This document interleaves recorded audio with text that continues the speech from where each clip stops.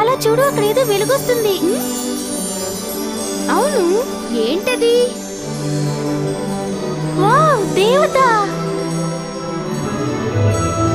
అవును, దేవత ఎంత అందంగా ఉందో చూడు. పిల్లలు, మీకు ఏం కావాలి? చాక్లెట్స్. ఇవిగో మీరు అడిగినవి.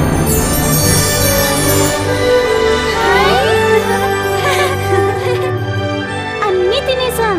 దేవకన్య, మీ కథలన్నీ మేము ఎన్నో విన్నాం.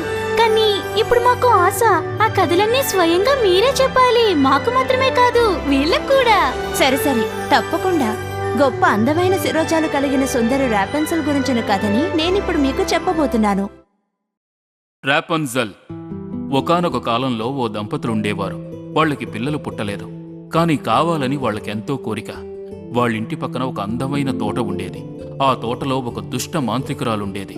ఒకరోజు నెల్కి బిడ్డ పుడుతుందన్న సూచనలు కనిపించాయి. అదే రోజున ఆమె మాంత్రికురాలి తోటలో పచ్చగా తాజాగా ఉన్న రాపన్జెల్ క్యాబేజ్ పెరగడం చూసింది. జాన్, నాకు కొంచెం ఆ క్యాబేజ్ కావాలి. జాన్కి భార్య అంటే ఎంతో ప్రేమ. ఆమె కోరిక తీర్చాలనుకున్నాడు. అందుకే సాహసించి కొంచెం క్యాబేజ్ తేవాలనుకున్నాడు. అయితే అతను దాన్ని కోయగానే ఎదురుగా మాంత్రికురాలు ప్రత్యక్షమయ్యింది. ఎంత ధైర్యం! నా రెపెన్జల్లే దొంగిలిస్తావా? ప్రతిఫలం అనుభవిస్తావు. తన భార్య గర్భవతిని, ఈ రాపన్జెల్ కోసం ఎంతో ఆతృతతో ఎదురుచూస్తోందని జాన్ వివరించాడు. దయచేసి నా మీద దయచూపు. అయితే సరే, నీకు కావలసినంత తీసుకుని వెళ్ళు. కానీ బిడ్డ పుట్టిన తరువాత అది నాదవుతుంది. జాన్ ఎంతో భయపడి వెంటనే ఒప్పుకున్నాడు. నెల్ ప్రతిరోజు క్యాబేజీని తినేది. కొన్ని రోజుల తర్వాత ఆమెకు అందమైన పాప పుట్టింది. రెండవ రోజు హెల్గా పాప తనదని ఇవ్వమని అడగడానికొచ్చింది. ఈ పాప నాకు సొంతం. జాన్ ఇచ్చిన మాట నిలబెట్టుకుని దుఃఖపడుతూ పాపనిచ్చేశాడు. ఆ మంత్రగత్తె పాపకు రాపన్జెల్ అని పేరు పెట్టింది. ఆ పాప పెరిగి ఎంతో అందంగా తయారయ్యింది. ఆమెకు 12 ఏళ్లు రాగానే హెల్గా ఆమెను ఒక అడవిలో ఉన్న ఒక పెద్ద కోటలో బంధించింది. దానికి మెట్లు లేవు, తలుపు లేదు.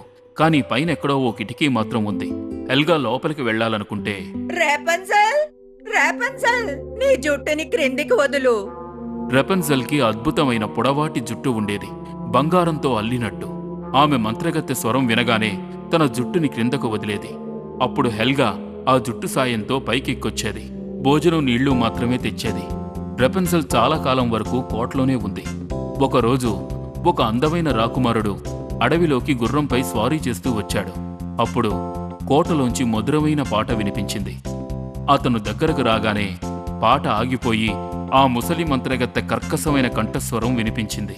రేపన్జెల్, రేపన్జెల్, నీ జుట్టుని క్రిందకు వదులు. అందమైన జుట్టుని చూసి రాకుమారుడు ఆశ్చర్యపోయాడు. అసహ్యమైన మంత్రగత్తె పైకి ఎక్కడం చూశాడు.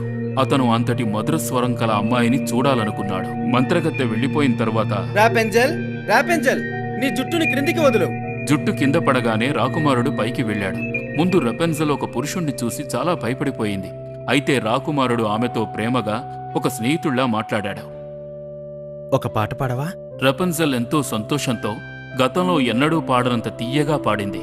ప్రతిరోజు రాకుమారుడు రాపన్జెల్ని చూడ్డానికి వెళ్లేవాడు. ఆమె కూడా అతని కోసం పాడేది. అతడు ఆమెని ప్రేమించి తనని పెళ్లి చేసుకోమని అడిగాడు.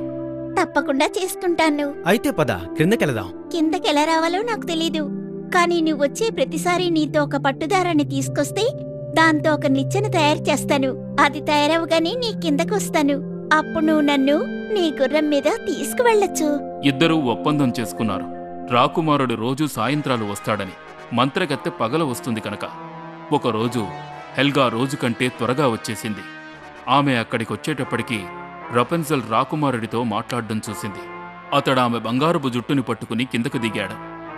ఎవరో నన్ను మోసం చేశారు. వెంటనే ఆమె ఒక పథకం వేసింది. రెండవ రోజు ఆమె రాపన్జెల్ అందమైన జుట్టుని గట్టిగా పట్టుకుని చిందరవందరగా కత్తిరించి వేసింది. రెండవ రోజు రాకుమారుడు వచ్చి, రాపెన్జెల్, రాపెన్జెల్, నీ జుట్టుని క్రిందికి వదులు. రాకుమారుడు పైకి వచ్చి తన ప్రియమైన రాపన్జెల్కి బదులుగా అక్కడ మంత్రగత్తె ఉండడం చూశాడు.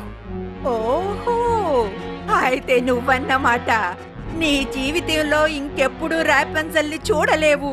నేను నిన్ను చంపేస్తాను రాకుమారా. ఎల్గా గట్టిగా నవ్వడం ఆరంభించింది. అయితే రాకుమారుడు చాలా ధైర్యం కలవాడు. అందుకనే తన కత్తిని దూసి మంత్రగత్తె ఆ విషయాన్ని గ్రహించేలోపే ఆమెను చంపేశాడు. తరువాత వాళ్ళిద్దరూ కిటికీకి తగిలించి ఉన్న జడలా అల్లి ఉన్న జుట్టుని పట్టుకుని కిందకు దిగారు. త్వరలోనే వాళ్ళిద్దరి వివాహం ఎంతో వైభవంగా జరిగింది. రపెన్జెల్ తల్లిదండ్రులను కూడా తమతో రాజభవనానికి తీసుకువెళ్లారు. ఎంతో కాలం సంతోషంగా జీవించారు.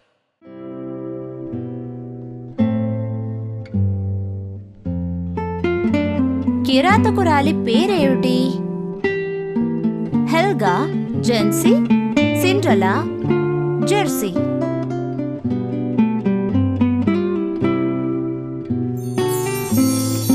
హెల్గా సరైన సమాధానం.